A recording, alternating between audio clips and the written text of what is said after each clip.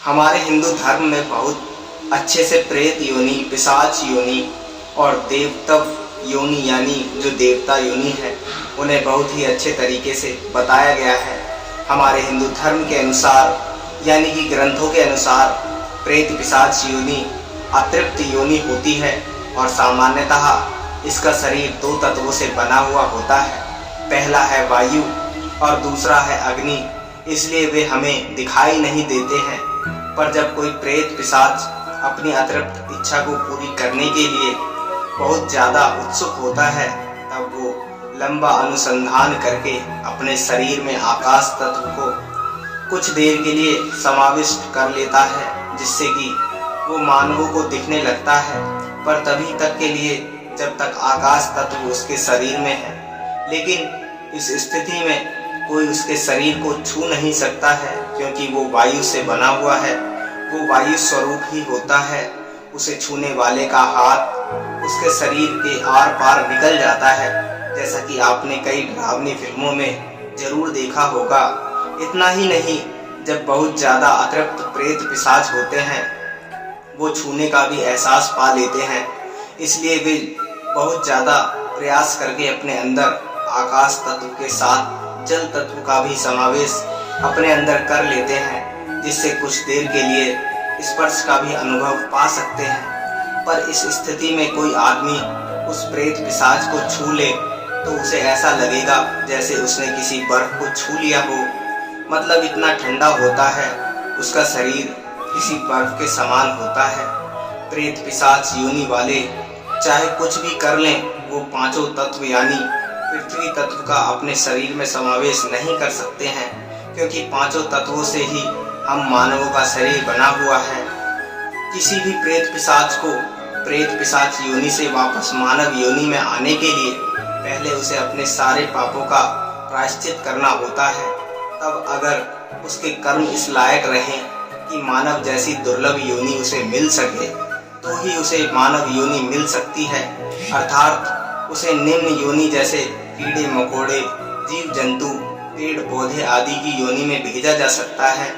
पृथ्वी तत्व की कमी की वजह से प्रेत पिशाच का शरीर कभी भी पृथ्वी का स्पर्श नहीं कर सकता है, बल्कि हमेशा जमीन से कुछ ऊंचा उठा हुआ होता है। इसके विपरीत उच्च योनियों में जैसे देव योनि आदि योनियों में शरीर 6 तत्वों से बना हुआ होता है, जिसमें वायु, जल, अग्नि, आकाश, पृथ्वी तत्वों के अलावा अक्षर तत्व भी होता है।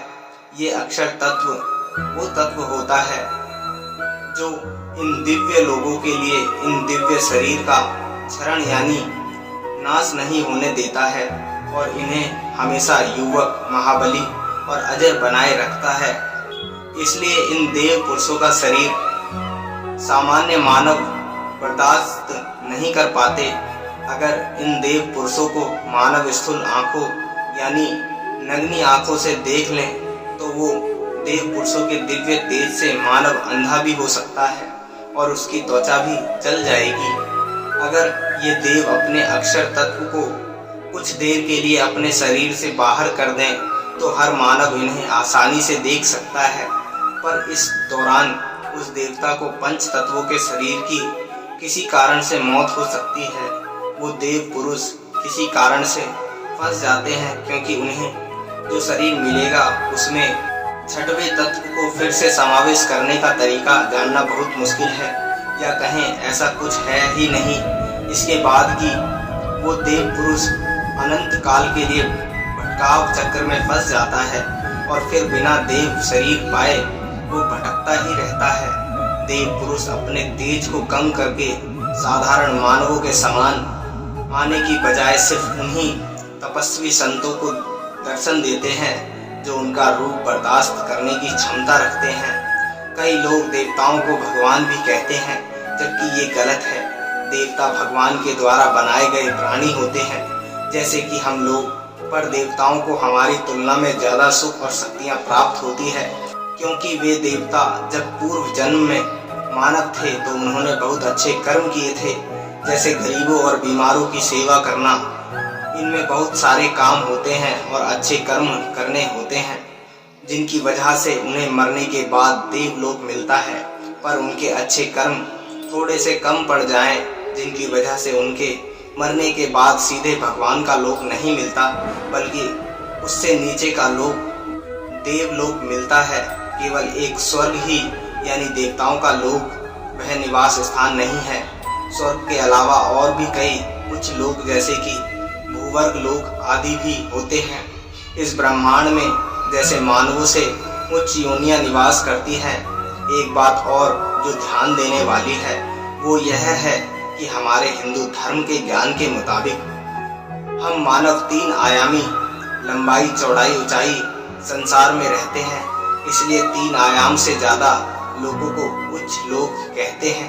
3 आयामों से नीचे के लोगों को निम्न लोक कहते हैं। 11वें आयाम में ब्रह्मांड के निर्माता श्री ब्रह्मा जी रहते हैं और 11वां आयाम हमारे इस ब्रह्मांड का आखिरी आयाम होता है। पर इन सभी 11 आयामों में या आयामों में रहने वाले सभी प्राणी, चाहे वो निम्न हों या मानव हों या देव हों, का विलय नाश या समाप्ति हो जाती है। जब महामाया परम सत्ता की अध्यक्षता में महाप्रलय करती है तो परम सत्ता का निज धाम या जो निवास स्थान होता है, जो कृष्ण भक्त को गोलोक प्रतीत होता है, शिव के भक्तों को शिवलोक, नारायण के भक्तों को वैकुंठ प्रतीत होता है, उसका कभी भी नाश नहीं होता, क्योंकि वो अनंत आयाम से बना हुआ है। और वहां जाने का महासौभाग्य पाने वाले भक्तों के शरीर भी अनंत तेजस्वी अक्षर तत्व से ही बने होते हैं। भगवान के परम निजी और परम दिव्य लोक का निवास महासौभाग्य उसी लोगों को प्राप्त होता है जिन पर परमात्मा की महान कृपा हो, और इस महान कृपा का हकदार वही है जिसका मन वचन कर्म सब दूसरों की भलाई में ही मृत्यु पर्याप्त लगा रहे। इसलिए अगर आप सोचते हैं कि भगवान को देखने के लिए इतना आसान है तो यह वहम अपने दिमाग से निकाल दीजिए, क्योंकि ये इतना ही मुश्किल है जितना पानी में छेद करना। तो मैं आशा करता हूँ कि आप समझ गए होंगे कि प्रेत पिशाच हमें क्यों दिखते हैं और भगवान क्यों नहीं दिखते। तो दोस्तों, वीडियो पसंद आई हो तो चैनल को सब्सक्राइब करें, वीडियो को लाइक करें और अपने यार दोस्तों में शेयर करना ना भूलें। इसी के साथ धन्यवाद दोस्तों।